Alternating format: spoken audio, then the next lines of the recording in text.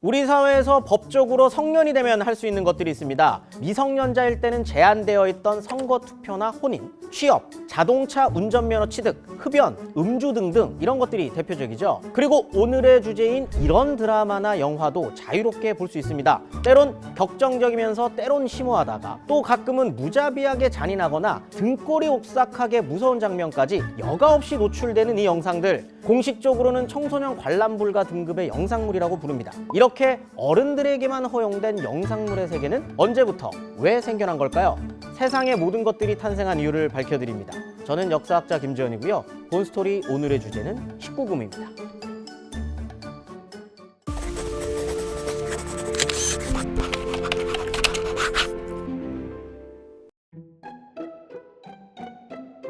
여러분은 19금 딱지가 붙은 영상물을 언제 처음 접해보셨습니까? 저는 그 중학교 때 라는 영화를 본 것이 인생 첫 성인용 영상이었습니다.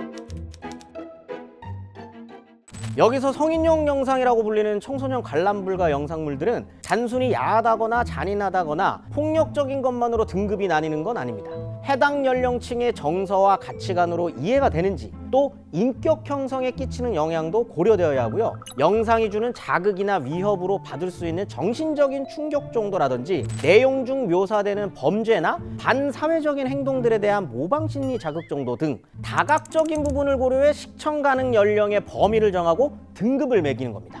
그래서 학교 폭력에 대한 이야기를 담아 화제가 됐던 더 글로리 같은 드라마도 1년의 심의 과정을 거쳐서 청소년 관람 불가 등급으로 방영됐죠. 그런데 이런 등급이 있다고 하더라도 호기심 왕성한 청소년 시기엔 어른들에게만 허용된 세계가 궁금하기 마련인 것 같습니다. 원래 하지 말라면 더 해보고 싶은 게 사람 심리잖아요. 이를 반영하듯이 실제로 2020년에 청소년들을 대상으로 한 설문조사에서 최근 1년 동안 성인용 영상물을 시청한 적이 있는지 물어보니 10명 중 서너 명 정도는 그렇다고 답변했습니다. 눈에 띄는 부분은 초등학생 응답자의 30% 이상도 19금 영상을 시청한 경험이 있다고 답변했다는 점이었는데, 이건 5, 6년 전과 비교해보면 대략 5배나 늘어난 수치였습니다. 요즘 초등생들이 이전과 달리 너무 조숙해서 어른들의 세계에 눈을 빨리 뜬 것이냐? 또 그런 것은 아닙니다. 왜냐하면 응답자들의 다수가 이렇게 이야기했기 때문이죠. 자신들이 원하지 않아도 일상 속에서 성인용 영상물에 쉽게 노출되고 있다고 말입니다. 예를 들면 TV에서 방영되는 청소년 관람 불가 등급의 드라마나 영화라든지 인터넷에서 쉽게 찾아볼 수 있는 수위 높은 개인 방송, 불특정 다수가 자유롭게 게시물을 공유하는 SNS까지 우리 주변에서 손쉽게 접근할 수 있는 아주 다양한 매체에서 청소년들이 특별한 인증 절차를 거치지 않아도 볼 수 있는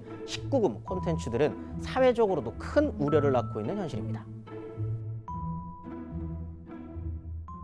미성년자, 그러니까 사전 뜻 그대로 신체나 지능이 완전히 발달되어서 완전한 행위 능력이 있다고 보기 어려운 나이의 사람들, 그리고 대한민국 법률상으로 만 19세에 달하지 않은 사람들입니다. 시대에 따라 기준은 달랐지만 그 개념은 아주 오랫동안 존재했습니다. 그리고 그들이 성년이 되기 전까지 넘을 수 없는 경계도 늘 존재했죠. 특히 영상으로 보여지는 매체가 사회 속에 자리 잡으면서 방영되는 내용을 볼 수 있는 사람과 그렇지 않은 사람을 구분하는 데에도 성년이 되었는지 혹은 그렇지 않은지가 아주 중요한 기준점이 됐습니다.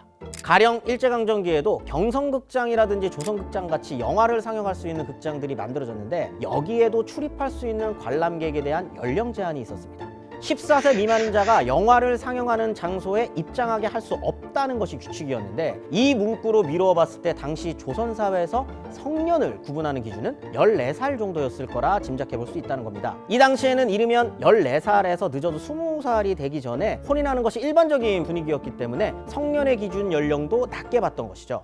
해방 이후부터는 우리나라에도 공식적으로 법률이라는 것이 만들어지면서 현대적인 의미의 미성년자 기준도 서서히 마련되기 시작합니다. 독특한 것은 연령 제한이 필요한 영화에 대해 문교부라든지 각 학교의 교사들이 나서서 극장 관람객 출입을 단속했다는 점입니다. 그러니까 특정한 연령을 기준으로 성년과 미성년을 나눈 것이 아니라 학생이냐 성인이냐를 기준으로 관람객의 조건을 나눈 겁니다. 그래서 가끔 시대 배경을 이맘때로 설정한 영화들을 떠올려 보면 익숙한 장면들이 기억나실 겁니다. 주인공들이 몰래 극장에 들어와 영화를 보다가 학교 주임 선생님의 단속에 도망가는 그런 씬들, 다들 어떤 느낌인지 아시겠죠?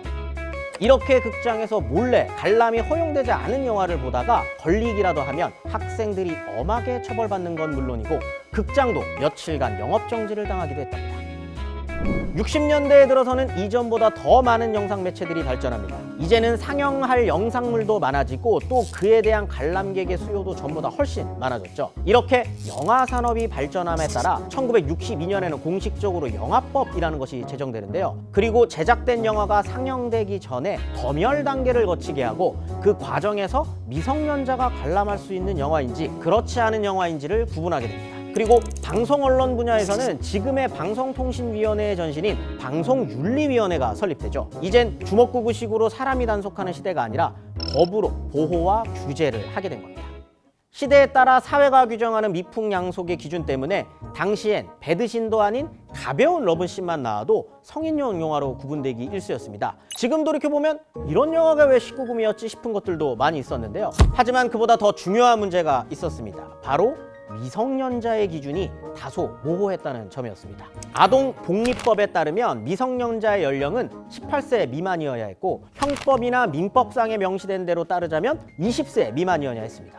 때문에 어느 나이에 맞춰서 성년인지 미성년인지를 구분하고 적법하게 단속해야 할지 사람마다 입장이 다른 상황이 발생하곤 했습니다. 잦은 시시비비 때문에 오히려 경찰은 공보부의 법 해석을 질의하기도 했답니다. 이 문제가 명쾌하게 해결되지는 못했습니다만 사회적인 통념상 미성년자의 기준은 학생이냐 어른이냐 정도로 구분하는 것이 일반적이었습니다. 그리고 이후 시대의 변화에 따라 영상물의 관람 등급은 전체 관람가, 미성년자 관람불가 등급뿐만 아니라 보호자 동반이 필수로 요구되는 12세 관람가, 15세 관람가처럼 연령대가 좀 더 세분화된 등급도 등장합니다. 또 너무 과도한 선정성이나 폭력성, 반사회적 행위가 포함되어 인간의 존엄성이나 사회적 가치, 국민 정서를 해할 우려가 있는 영상물에 대해서는 등급 부여를 보류하는 식으로 처분했었는데 이후 제한 상영가라는 등급을 제정해 부여할 수 있게 되었습니다.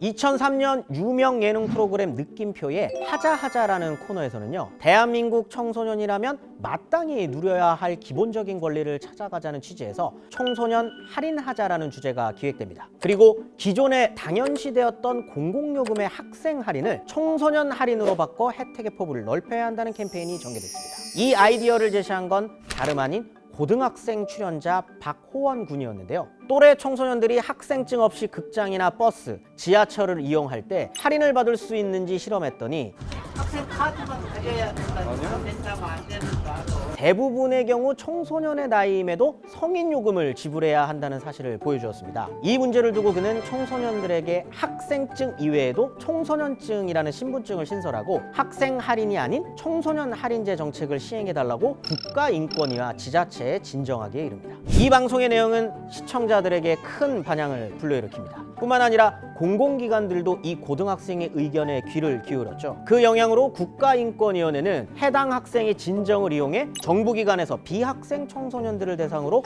신분증 발급 계획을 수립하라고 공고했고요. 또 당시 서울시장은 청소년 할인제와 청소년증 발급 시행을 적극 수용해 청소년증 제도를 우선 시범 실시하기도 합니다. 과거 우리 사회는 성년이 되지 못한 청소년들을 의례 학생이라고 표현했지만 그때서야 비로소 청소년에 대한 개념을 정립하는 계기를 맞이했습니다. 학교 바깥에 있는 청소년도 많구나 생각을 하게 돼서 덕분에 연 19세 미만이라면 학생, 비학생 구분 없이 청소년이면 보장되는 사회적 혜택도 고루 누릴 수 있게 됩니다. 하지만 지금도 영화나 비디오, 방송과 같은 영상 매체물은 청소년에 대한 연령 기준이 다소 혼란스러운 부분이 있습니다. 방송이나 비디오물의 경우 청소년 보호법상의 만 나이를 기준으로 해서 청소년이 시청하기에 적절하지 않은 경우 19세 이상 시청가 그리고 청소년 관람 불가 등급으로 각각 규정해 우리가 흔히 말하는 19금, 그러니까 만 19세 미만 청소년의 관람을 제한하고 있고요. 반면에 영화는 같은 청소년 관람 불가 등급이라고 하더라도 만 18세 미만이거나 고등학교에 재학 중인 사람까지도 관람에 제한을 두고 있습니다. 각기 다른 기준 때문에 일각에서는 영상 매체들도 청소년 연령 기준을 일원화해서 실효성 있는 청소년 보호 조치가 이루어져야 한다는 목소리도